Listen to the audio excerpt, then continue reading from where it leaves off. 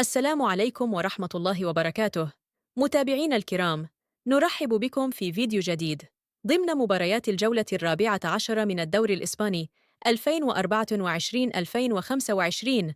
قبل أن نبدأ في التفاصيل وموعد المباراة والقنوات الناقلة، ادعمونا بلايك للفيديو والاشتراك في القناة والصلاة والسلام على النبي المصطفى صلى الله عليه وسلم. يحتل برشلونة المركز الأول في ترتيب الدوري الإسباني ب33 نقطة، بينما يحتل سيلتا فيغو المركز الحادي عشر ب17 نقطة. يستضيف نادي سيلتا فيغو نظيره برشلونة على ملعب بلايدوس يوم السبت 23 من نوفمبر 2024.